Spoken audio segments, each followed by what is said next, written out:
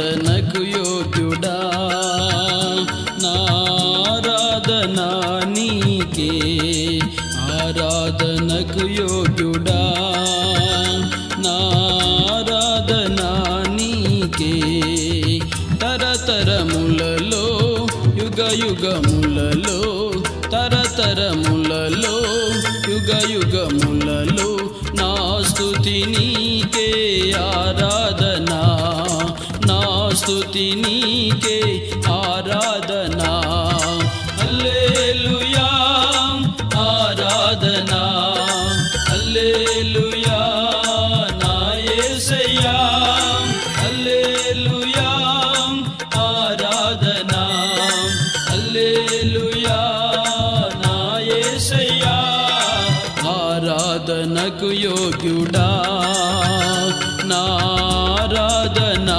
నీకే ఆరాధనకు యోగ్యుడా నారాధనా నీకే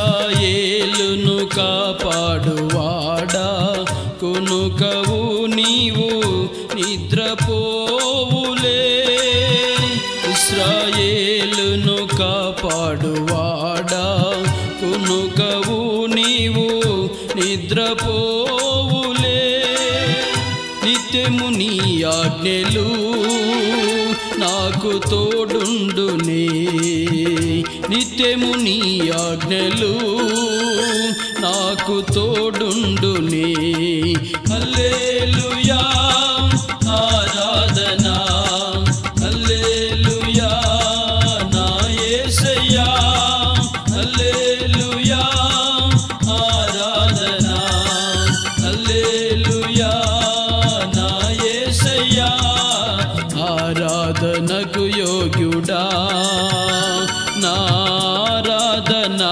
నీకే ఆరాధనకు యోగ్యుడా నారాధనా నీకే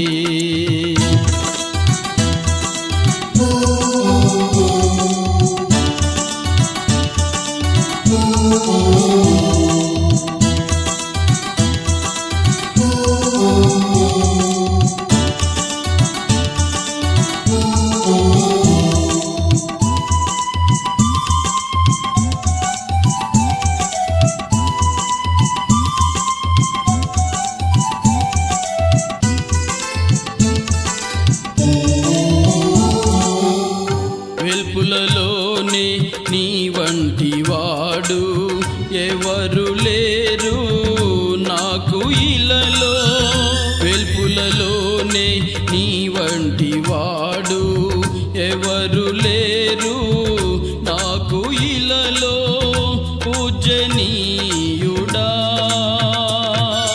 పరిశుద్ధ మహనీయుడా పూజనీయుడా పరిశుద్ధ మహనీయుడా హల్లెలూయా ఆరాధనా హల్లెలూయా నా యేసయ్యా హల్లెలూయా దేవునికి స్తోత్ర మహిమ కలుగును గాక ఆమేన్. ఈ మంచి సమయాన్ని ఇచ్చినటువంటి దేవాది దేవునికి మొదటిగా నేను కృతజ్ఞతాస్తుతులు చెల్లిస్తున్నాను. అలాగే రెండవదిగా దేవుని సేవను చేస్తున్నటువంటి దైవజనులందరికీ కూడా మా హృదయపూర్వకమైన వందనాలు. మూడవదిగా మీ సమయాన్ని హెచ్చించి ఈ వాక్యాన్ని వింటున్న దైవ బిడ్డలందరికీ కూడా మా హృదయపూర్వకమైన వందనాలు చెల్లిస్తున్నాను. దేవుని నామమునకు మహిమ కలుగును గాక ఆమేన్. యేసుక్రీస్తు ప్రభుల వారు యోహాను సువార్త 20 అధ్యాయం 27వ వచనంలో చక్కటి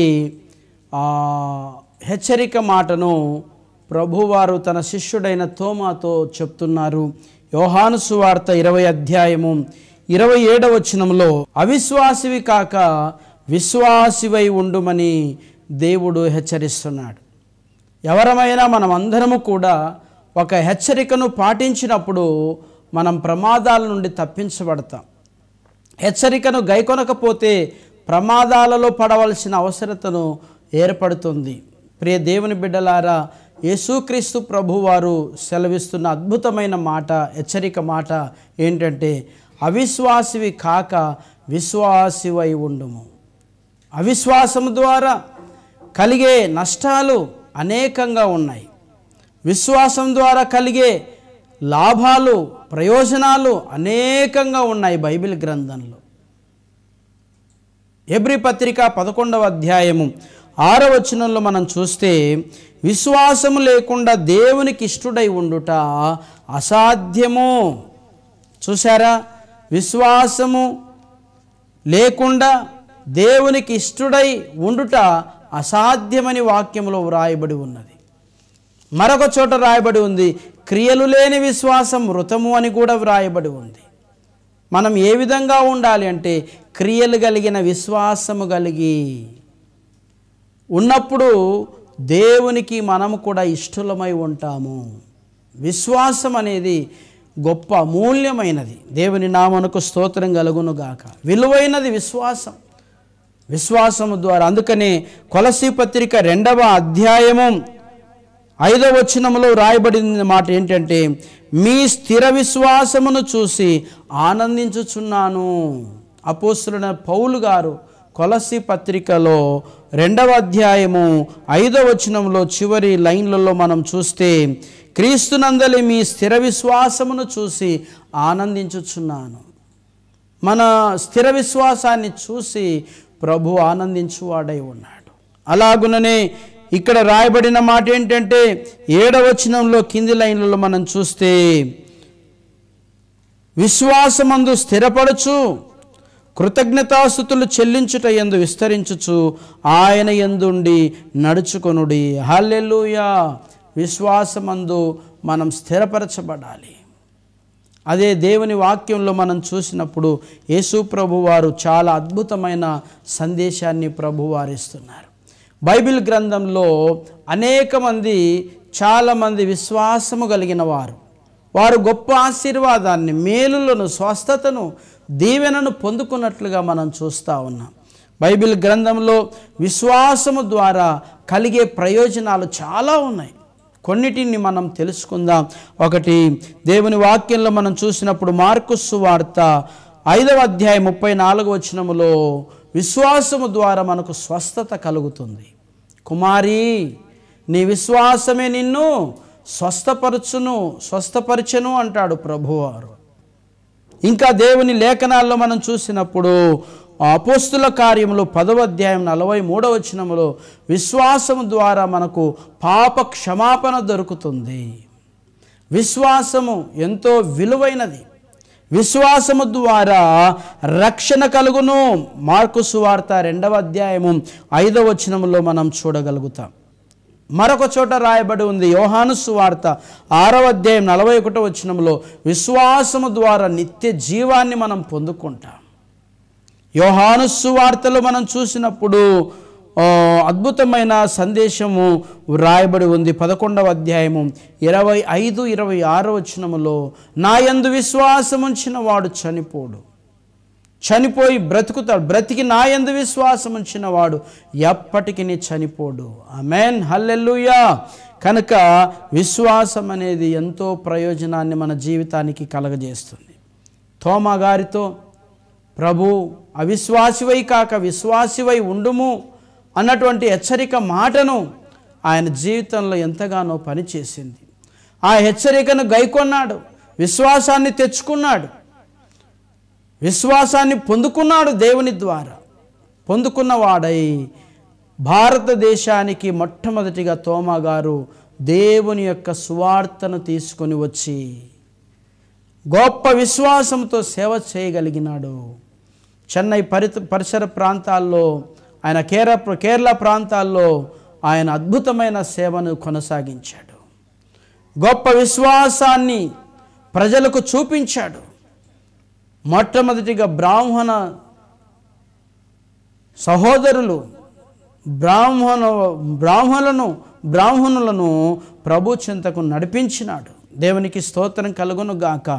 ఆమేన్, హల్లెలూయా. యేసుక్రీస్తు ప్రభు అందరికీ దేవుడు. దేవుని నామమునకు మహిమ కలుగును గాక. రోమాపత్రిక 3:38 నీతిమంతులుగా తీర్చబడతారు విశ్వాసము ద్వారా. చూశావరా, ఇక్కడ దేవుని వాక్యములో నీతిమంతుడు విశ్వాసం మూలముగా బ్రతుకును అని హబక్కూకు గ్రంథం 2వ అధ్యాయము 4వ వచనములో వ్రాయబడి ఉన్నది. దేవుని నామమునకు మహిమ కలుగును గాక. నా యందు విశ్వాసముంచిన వాని యొక్క కడుపులో జీవ జల నదులు పారును అని యోహాను సువార్త 7వ అధ్యాయం 38వ వచనంలో మనం చూడగలుగుతాం. బైబిల్ గ్రంథంలో విశ్వాసముంచి ఉన్నారు అనేకులు, వారు ఆశీర్వదింపబడ్డారు. మనం బైబిల్లో గమనిస్తే మత్తయి సువార్త 15వ అధ్యాయము 21 నుండి 28 వచనాలలో మనకు అక్కడ ఒక స్త్రీ కనబడుతుంది, కనాను స్త్రీ. ఆమెను గూర్చి ప్రభువు అన్నారు. ఆమె చూపినటువంటి విశ్వాసాన్ని బట్టి ప్రభువారు ఒక స్టేట్మెంట్ ఇచ్చారు. ఏంటంటే, అమ్మా నీ విశ్వాసము గొప్పది. దేవునికి స్తోత్రం కలుగును గాక. ఆమేన్. నీ విశ్వాసం ఎలా ఉన్నది? నా విశ్వాసం ఎలా ఉన్నది? మనం పరీక్షించుకునే సమయం, ప్రభువులో మన విశ్వాసం గొప్పదిగా ఉన్నదా, నీరసించిపోయి ఉన్నదా? దేవుని వాక్యంలో మనం చూసినప్పుడు కీర్తనల గ్రంథంలో మనం గమనిస్తే 12వ కీర్తన 1వ వచనంలో విశ్వాసులు నరులలో ఉండకుండా గతించిపోయిరి. విశ్వాసులైన వారు, విశ్వాసము కలిగిన వారు తక్కువైపోయారు, గతించిపోతున్నారు. విశ్వాసము ఉన్నటువంటి వారు భయపడరు, భయం ఉండదు వారికి. అవిశ్వాసములో ఉన్న ప్రజలకు భయం ఉంటుంది.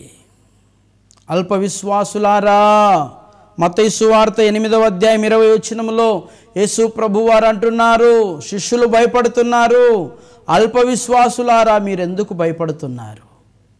మనం కూడా అవిశ్వాసం అనేది మనలో ఉంటే మనకు భయం ఉంటుంది, భయం అనేది వచ్చి చేరుతుంది. దేవుడు చెప్తున్నాడు, భయపడకుడి, నేను మీకు తోడై ఉన్నాను. అలాగుననే అవిశ్వాసము కలిగిన వారి జీవితంలో చింత ఎక్కువగా ఉంటుంది.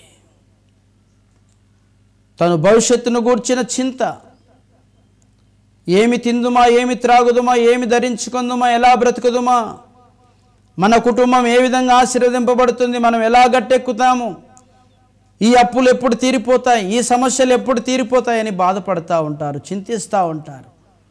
ప్రియ దేవుని బిడ్డలారా, దేవుని యందు మీరు విశ్వాసం ఉంచండి. అవిశ్వాసివి కాక విశ్వాసివై ఉండమని యేసుక్రీస్తు ప్రభువారు సెలవిస్తున్నారు. దేవునికి స్తోత్రం కలుగును గాక. అమ్మా నీ విశ్వాసము గొప్పది అని కనాను స్త్రీ గురించి చెప్పాడు.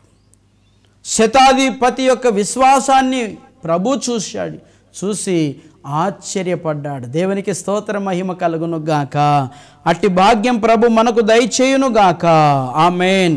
అబ్రహామును గూర్చిన విశ్వాసం చాలా గొప్పది.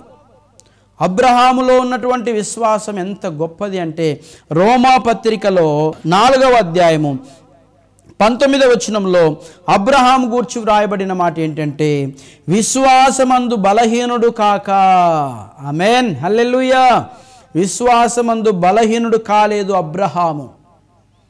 అలాగే మన అందరి జీవితంలో విశ్వాసములో మనం కూడా బలము కలిగి మనం ఉండాలని దేవుని వాక్యములో మనం చూస్తూ ఉన్నాం. దేవునికి స్తోత్రం కలుగును గాక.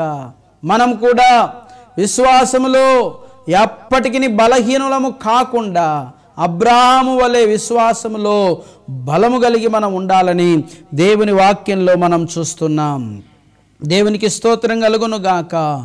దావీదు జీవితంలో కూడా ఒక గొప్ప విశ్వాసం కలిగి ఉన్నాడు. సమూయేలు మొదటి గ్రంథం 17వ అధ్యాయము 43 నుండి 47 వచనాల వరకు మనం గమనిస్తే గొల్యాతుతో అంటున్నాడు దావీదు గారు, ఇదిగో ఈ దినమున దేవుడు నిన్ను నా చేతికి అప్పగించనై ఉన్నాడు. హల్లెలూయా. నిన్ను ఈ దినమున నాకు అప్పగించనై ఉన్నాడు అన్నాడు. అంటే ఒక గొప్ప విశ్వాసంతో మాట్లాడుతున్నాడు. ఆ విశ్వాసము ద్వారా దేవుడు దావీదుకు విజయాన్ని ఇచ్చినట్లుగా మనం చూస్తున్నాం. దేవునికి స్తోత్ర మహిమ కలుగును గాక. ఆమేన్. 5 రొట్టెలు 2 చిన్న చేపలు ఒక బాలుడు తీసుకొని వచ్చి విశ్వాసముతో యేసయ్య చేతిలో పెట్టాడు. ఇవి వారికి ఇస్తే, యేసయ్యకి ఇస్తే నాకెలా, నేనెలా కడుపు నింపుకొని నేను తృప్తి చెందగలను, నాకు కొదవైపోతుందేమని ఆలోచన చేయలేదు.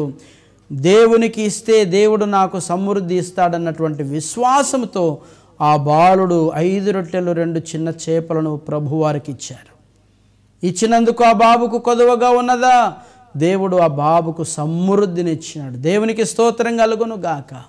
అలాగే కాకులు కూడా దేవుని మాట మీద విశ్వాసం ఉంచి దైవజనుడైన ఏలియాకు ఆహారమును తీసుకొని వచ్చి చక్కగా ఇచ్చాయి. దేవునికి స్తోత్రం కలుగును గాక. ముందు మనం తిందాము, కాకులమైన మనకు పెట్టారు, మొదట మనం తిందామని అనుకోలేదు కాకులు. అవి కూడా దేవుని యందు విశ్వాసం ఉంచాయి. దేవుడు చెప్పింది చేస్తే, ఆయన యందు మనం నమ్మకం ఉంచితే, విశ్వాసం ఉంచితే దేవుడు మనల్ని పోషిస్తాడు. దేవుని నామమునకు మహిమ కలుగును గాక. ఆమేన్. హల్లెలూయా. విశ్వసించువాడు కలవరపడడు. ఆయన యందు విశ్వాసం ఉంచితే సిగ్గుపడరు. ఆయన యందు విశ్వాసం ఉంచిన వారు కలవరపడరు. కారణము, జీవము కలిగిన దేవుడు నీ పక్షమున ఉన్నాడు. ఆమేన్. హల్లెలూయా. సాధ్యపరచగలిగిన దేవుడు నీ పక్షమున, దేవుడు నీ పక్షము ఉన్నాడు. ఆయన యందు నువ్వు విశ్వాసం పెట్టు. అందుకని దేవుని యందు విశ్వాసం ఉంచని చోట అక్కడ అద్భుతాలు దేవుడు చేయలేదు. అలాగే మన జీవితంలో దేవుని మీద నమ్మకం, విశ్వాసం లేకపోతే మన జీవితంలో అద్భుతాలు మనం చూడలేం. దేవుడు అద్భుత కార్యాలు చేసే దేవుడు. అందుకనే కీర్తనల గ్రంథంలో రాయబడిన మాట 126వ కీర్తన 3వ వచనంలో, ఆయన మన కొరకు గొప్ప కార్యములు చేసి ఉన్నాడు, మనం సంతోషభరితులమైతిమి. ఎప్పుడు మన పట్ల గొప్ప కార్యాలు ఆయన చేయనై ఉన్నాడు అంటే ఆయన మీద నువ్వు విశ్వాసము కలిగి ఉన్నప్పుడు. విశ్వాసము లేకుండా దుష్టుడు మనల్ని అవిశ్వాసంలోనికి నెట్టివేయబడుతూ ఉంటాడు. నెట్టివేయటానికి పలు విధాలుగా ప్రయత్నం చేస్తూ ఉంటాడు. దుష్టుని యొక్క ఆయుధములలో ఒక ఆయుధము అవిశ్వాసం. అవిశ్వాసమనే ఆయుధాన్ని నీ మీద ప్రయోగించినప్పుడు నీవు నిరుత్సాహపడతావు, చింతపడతావు, భయపడతావు. ప్రియమైన దేవుని బిడ్డలారా, దేవుడు మన పక్షముగా ఆయన ఉన్నాడు. భయపడవలసిన అవసరం లేదు. దేవుని నామమునకు స్తోత్రం కలుగును గాక. షడ్రకు మేషకు అబేద్నెగోను వారు దేవుని యందు విశ్వాసముంచి ఉన్నారు. నా దేవుడు ఈ అగ్నిగుండములో నుండి మమ్మల్ని రక్షించుటకు సమర్థుడు. అది గొప్ప విశ్వాసం. దేవుని నామమునకు మహిమ కలుగును గాక. ఈ అంత్య దినాలలో విశ్వాసం అనేకులలో సన్నగిల్లుతూ ఉంది. కొందరిలో విశ్వాసం వృద్ధి చెందుతూ ఉంది. యేసు ప్రభుతో ఉన్నటువంటి శిష్యులు కూడా దినాన ప్రభువారిని అడిగారు, అయ్యా మా విశ్వాసాన్ని వృద్ధి పొందించండి. ప్రియ దేవుని బిడ్డలారా, నా జీవితంలో, మా జీవితంలో ఒక అద్భుతమైన సన్నివేశం జరిగి ఉంది. 4-5 సంవత్సరాలకు ఒకసారి మా బయోడేటా ఐపీసీ సంస్థకు పంపించవలసిన అవసరత ఏర్పడుతుంది. అటువంటి సమయంలో దైవజనులు డాక్టర్ జన్మల అన్నాసయ్య గారి యొక్క మందిరంలో బయోడేటా దైవ సేవకులం రాస్తూ ఉన్నాము. అక్కడ అనంతపురం ఏరియా పాస్టర్ గారు యేసుదాసయ్య గారు అక్కడ కూడా ఉన్నారు. అప్పుడు మా భార్య 9 నెలల గర్భవతిగా ఉంది. ఇక 1 నెలలో డెలివరీ కాబోతూ ఉండగా మాకు ఒక బాబు పుడతాడని నేను విశ్వసించి అయ్యగారు బాబుకు ఏం పేరు పెడితే బాగుంటుందని అడిగినప్పుడు యేసుదాసయ్య గారు చెప్పారు, అభిషేక్ పాల్ అని పెట్టండి అని. అభిషేక్ పాల్ అని రాసి పంపించాం పుట్టక మునిపే. దేవుడు ఆ విశ్వాసాన్ని చూసి ప్రభు ఆశీర్వదించి దాన్ని స్థిరపరిచాడు. దేవునికి స్తోత్రం కలుగును గాక. ప్రభు కృపను బట్టి మా ఆత్మీయ తల్లిదండ్రులైన పౌలయ్య గారు, లలితమ్మ గారి వారి ప్రార్థన దీవెనలను బట్టి ప్రభు మాకు చక్కటి 2 కుమారులను ప్రభు వారు అనుగ్రహించారు. మనం విశ్వాసము కలిగి ఉన్నప్పుడు ప్రభు మన విశ్వాస తీర్మానాన్ని బట్టి మనల్ని ప్రభు ఆశీర్వదిస్తాడు, స్థిరపరుస్తాడు. దేవుని నామమునకు మహిమ కలుగును గాక. ఆమేన్, హల్లెలూయా. అవిశ్వాసం అనేది మనల్ని పరలోక రాజ్యంలోనికి చేరకుండా అడ్డుపడుతుంది. అందుకని ప్రకటన గ్రంథంలో రాయబడిన మాట ఏంటంటే, అవిశ్వాసులైన వారు పరలోక రాజ్యంలో చేరలేరు. ప్రకటన గ్రంథం 21:8 పరలోకంలో మనం చేరాలి అంటే విశ్వాసం మనం కలిగి ఉండాలి. ఎన్ని ప్రయోజనాలు ఉన్నాయంటే ఇంకా చాలా ప్రయోజనాలు ఉన్నాయి.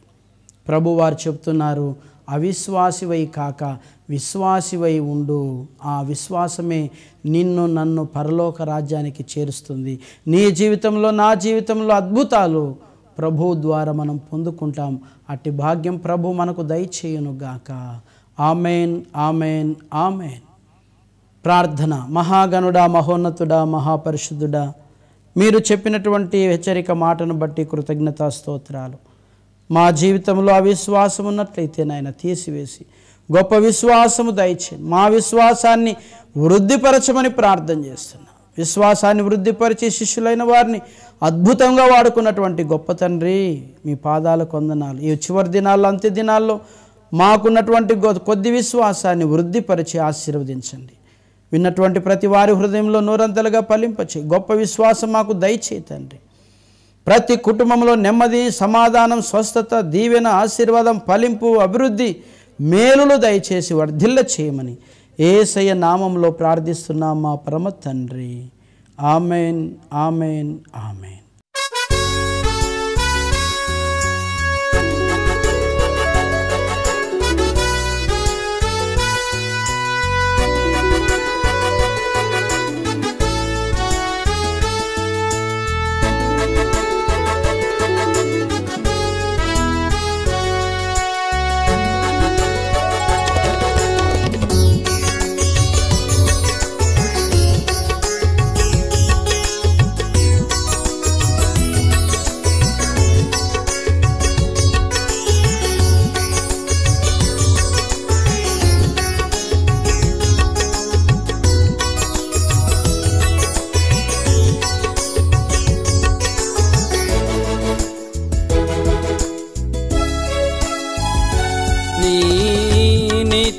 కృపతో నీ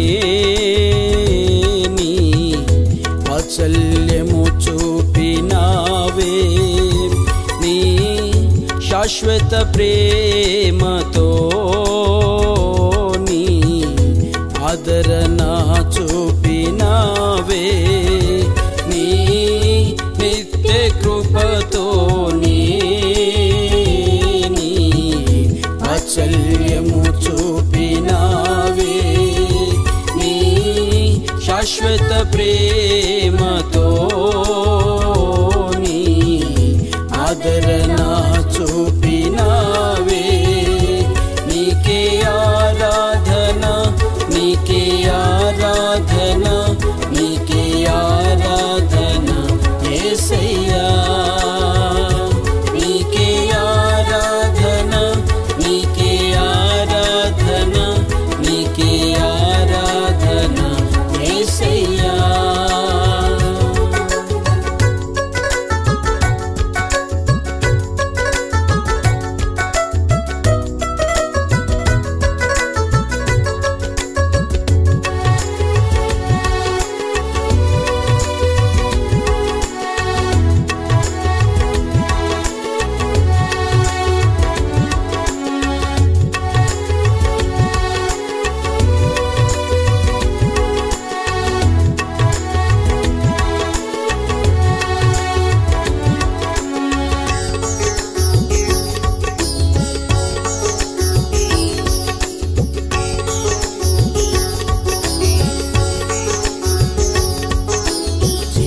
చీకటిలో నేనుండగా నీ వెలుగులో నన్ను నడిపావే.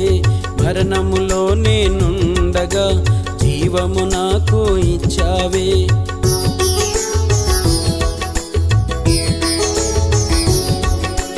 చీకటిలో నేనుండగా నీ వెలుగులో నన్ను నడిపావే.